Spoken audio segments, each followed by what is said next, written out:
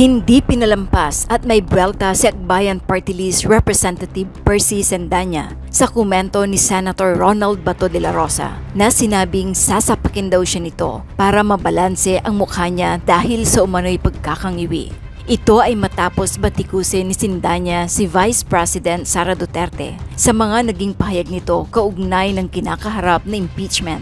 Matatandaang nagbigay ng reaksyon si De La Rosa sa hirit ni Sendanya sa pahayag ni Vice President Sara Duterte patungkol sa impeachment nito. Ani De La Rosa sa comment section ng Facebook page ng isang pahayagan.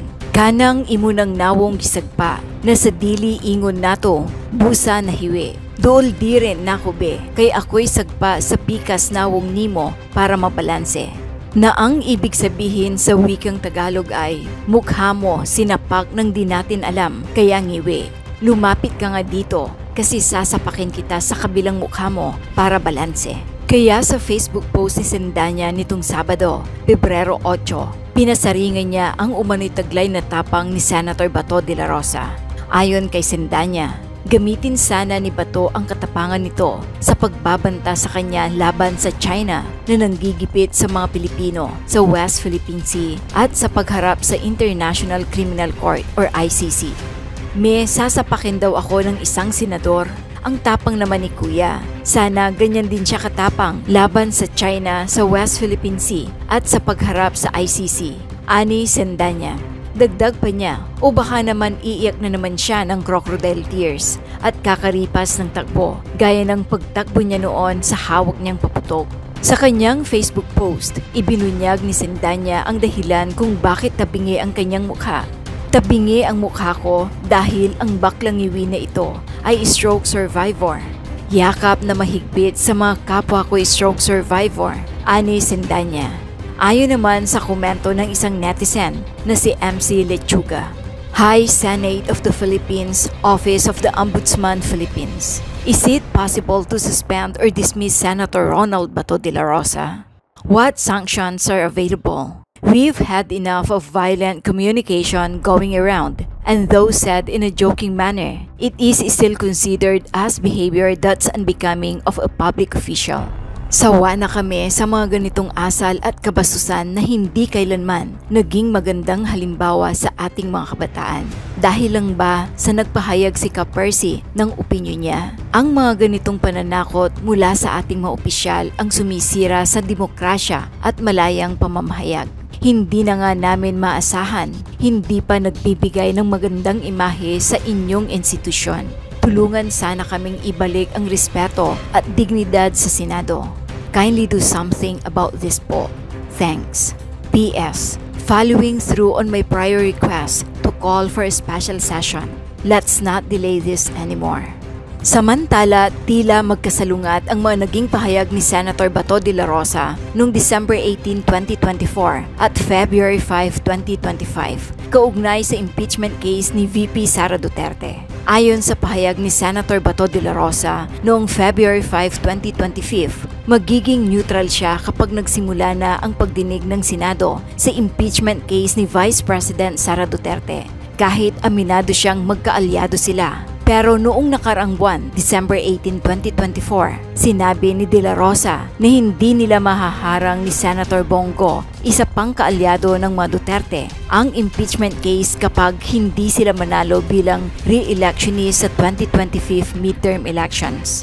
Sinabi niya ito kasunod ng rekomendasyon ng Quad Committee ng House of Representatives na kasuhan sila ng against humanity kasama ni dating Pangulong Rodrigo Duterte. Ilang beses nang sinabi ni De La Rosa na loyal siya sa mga Duterte. Sa Hunyo pa inaasahang mag-umpisa ang pagtatalakay ng Senado sa impeachment case. 16 na boto ang kailangan upang mapatalsik ang nakakabatang Duterte, ang kauna-unahang vice-presidente na na-impeach ng House of Representatives sa kasaysayan ng Pilipinas. Una nang ibinunyag ni dating Senador Sonny Trillanes na kabilang umano si De La Rosa sa may iniimbestigahan ng ICC, kaugnay ng against humanity complaint na tungkol pa rin sa war. Yung kanyang statement na sinabi niya mas masakit maiwanan ng jowa kaysa ma-impeach, ipinapakita nun kung gaano kababa ang kanyang regard o pagtingin sa public service. kung gaano hindi niya pinapahalagahan ang mandato ng taong bayan at yung ating mga democratic processes. Gusto kong sabihin kay VP Sara, hindi ito usapin ng jowaan. Usapin ito ng public accountability at pananagutan. Ay, God save the Philippines. Yes, we agree. God save the Philippines mula sa mga Duterte, lalong-lalo na kay VP Sara Duterte. At mangilabot naman si VP Sara sa pagsasabi ng God save the Philippines, ilang beses nga na hindi niya na-save ang DepEd mula sa corruption. Hindi nga niya na-save ang confidential at intelligence funds mula sa iba't ibang anomalya. Hindi nga niya na-save ang mga mangisda sa West Philippine Sea. So, wala siyang karapatang magsabi at mag-invoke ng God save the Philippines. Dahil sa madaming pagkakataon, she failed to save the Philippines. Sir, ano muna, reaction lang sir na impeach na si Vicky Sara. Tinuluyan siya, sir. Expected ko na yun. I have been expecting that to happen. Bakit sir? Bakit? Nakikita ko yung kanilang effort na talaga to impeach sa VP Sara. How will this affect, sir, kayo po as bilang tatayong Senator Judge at kayo po ay makangampanya din, sir? Hindi bawas yung araw ng labas niyo, sir, pag nagkataon. Kaya nga, ang daya nila, no? Gagawin kami hostage dito para magiging judge ng impeachment court. Tapos sila, mangangampanya na. Kami dito ngayon, 24 of us will be sitting as judges of the impeachment court. Sir, so, hindi kami makapagpangampanya. Senator, paano kayo magiging impartial kung diba, friends kayo, malapit kayo sa mga Duterte? Paano kayo tatayo as impeachment court?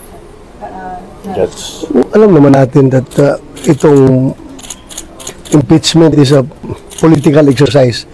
But still, as a sitting judge, I have to maintain my political neutrality. I should be apolitical by this time. Once magsuot ako ng robe, pero hindi pa ako nakapasukat Magawa daw kami ng tuga. Robe para judge talaga ang dating. Once suot ko na yan, I will have to maintain political neutrality. So, kasi ngayon ipagpapalagay na definitely hindi nyo i-convict si VP. Bahala na kayo dyan kung ano yung naisip ninyo. Basta ako, I will maintain my political neutrality. Hintayin na lang nyo yung magiging buto ko pagdating sa butuhan. Tingin mo pwede mong ikatalo itong nangyayaring to dahil hindi ka makakalabas ng mga kampanya, sir? And you are, sir, nasa number 10 po kayo sa survey. Medyo alanganin, sir. Depende. Baka maawa yung mga butante. Kawawa naman si Bato, hindi nagkapangampanya, tulungan lang natin ito. Naging nag-judge si Bato doon sa impeachment court, hindi nakaikot. Pero sir, hindi siya napag-uusap yung mga senador tungkol dito sa possibility nga na mag-impeachment trial? May initial kayo mga pag-uusap? Well, most likely, kung matransmit sa amin yung articles of impeachment, adjourn na kami, kuha na kami bukas, no? Break na kami bukas. So, most likely, the earliest that we will tackle that sa plenary is after the election. Kasi hindi na kami bumalik, di ba? Hindi na kami bumalik. Pero sir, di ba pwede mag-impeachment trial kahit nakabakas ng Congress? Depende yan because we will be making our rules on impeachment. Pag-usapan namin yan. Titingnan natin. But base sa napag-usapan kanina, ay parang yun ang narinig ko na we can tackle that after the election. So yung parang consensus so far? Ha? Yung sentiment so far after the elections na itakal itong impeachment? One of the possibilities. Most likely. Kasi pagsiwian na kami, starting bukas, di ba? Punta na kami sa mga kanya-kanyang campaign sorties. Meron na kaming kuwan. Ha? Sino pa rin nakausap niyo about that possibility? Yung kami mga kasamahan namin. Including SPG? Most likely, yun ang mangyari. Including SPG, sir? Tanungin mo naman siya mamaya. Baka pagalitan pa ako. Informal na usapan, sir? Or nagkaroon ng meeting? Hmm? Meeting kayo o informal na discussion? Informal discussion lang, informal discussion. Kasi nga, paano nga, hindi pa inatakil sa plenary. Kung endorse nila yan sa amin ngayon, today, no, after the adjournment of this session. O, paano matakil sa plenary yan? Wala na kami session bukas. Pero sir, on the way na kasi from the House and medyo mahaba pa yung gabi. Napag-usapan din ba yung possibility matakil nyo siya tonight? It depends. It depends. So yung informal It depends. na pag-uusap, sir? O May mga ganung idea nagsipaglabasan nga. Paano nga natin yan itatakel na hindi pa na pasa sa plenaryo?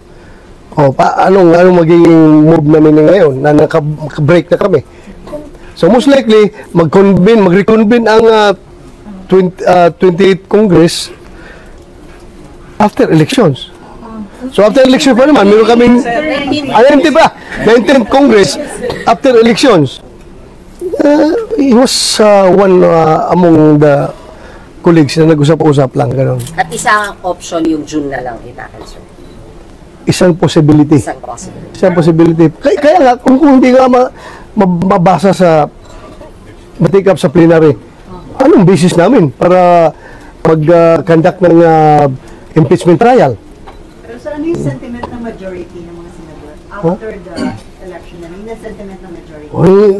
Bitahin nyo sila isa-isa. Tanongin nyo sila. Kaya mahirap na kung mapagalitan tayo na sasalita ako in their behalf. Pero sir, ano sa tingin niyo yung chances ng impeachment ni VP Sara dito sa Senate? May chance ba talaga na ma-convict siya? Convict. Malaki ba yung chance? Magbilang kayo. 24 kami, di ba? Yes, sir. Bilang nyo. 23. 23. O, magbilang-bilang kayo dyan. 1, 2, 3, 4, 5. Bilang niya, sir, ilan? Ha? Bilang niyo po. Wala pang bilang dahil mahirap nga, apolitical nga. Alam mo, yung mga kasamahan ko ayaw rin magsabi ng kanilang stand dahil nga mahirap na ma-preempt yung kanyang decision, di ba? Hindi ko pa nga nabasa yung articles of impeachment, hindi pa nakapresent yung prosecution, hindi pa natin in other words, hindi pa na-try. Okay. So, trial muna bago decision. Okay. Alangan naman, decision kaagad, wala pang trial. Okay. Sir, yun yung may kumpas ng Malacanang.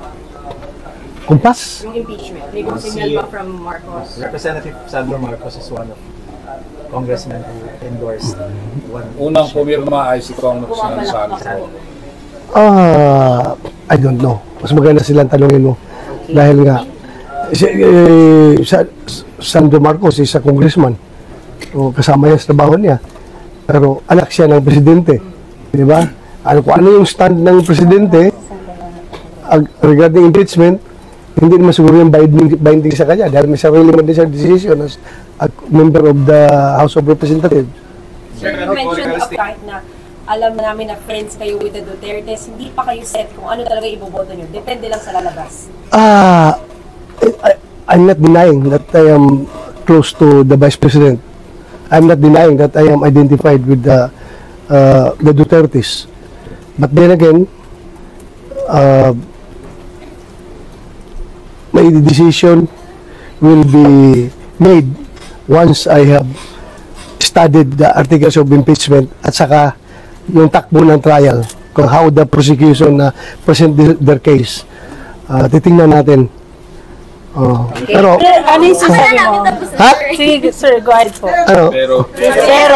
Pero Wala no. Thank you. apolitical pa rin ako. Thank you, sir. Usap sa inyo si Bibi. Wala ba kayo usap? Wala. Sir, hindi niya pa nakausap kahit si President. Wala. Thank you. Mag-subscribe at i-click ang notification bell para sa mga susunod na video updates. Maraming salamat po.